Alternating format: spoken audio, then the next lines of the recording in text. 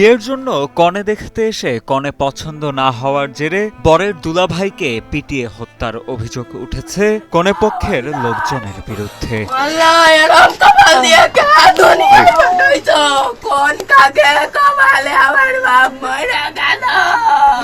12 April Bagerhat Mollahat উপজেলার চুনখোলার আংরা গ্রামে ঘটে এ ঘটনা।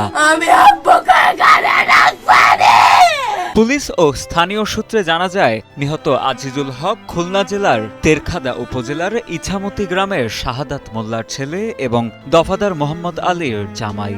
মোল্লাহাট উপজেলার আংরা গ্রামে শাহাদাত মুন্সির মেয়ের সঙ্গে দফাদার মোহাম্মদ আলী গাজীর ছেলে হাফিজুর রহমান গাজীর বিয়ের কথা হয়েছিল।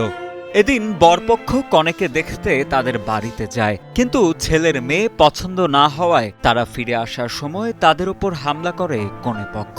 এতে বরের দুলাভাই আজিজুল নিহত হন।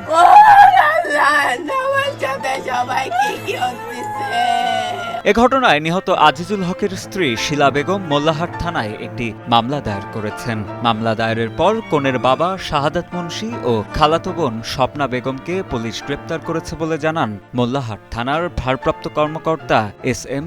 আশরাফুল আলম। ঘটনাটি সংবাদ শোনার পরই ঘটনাস্থলে পুলিশ পরিদর্শন করে ভিকটিমকে মোল্লাহাট উপজেলা হসপিটালে ভর্তি করা হয়। চিকিৎসকরা পরীক্ষা নিরীক্ষা করে তাকে মৃত ঘোষণা করেন।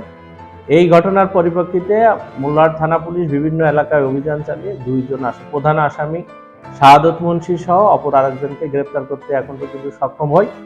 এই ঘটনায় ভিকটিমের স্ত্রী শিলা বেগম বাদী হয়ে মামলা দায়ের করেন।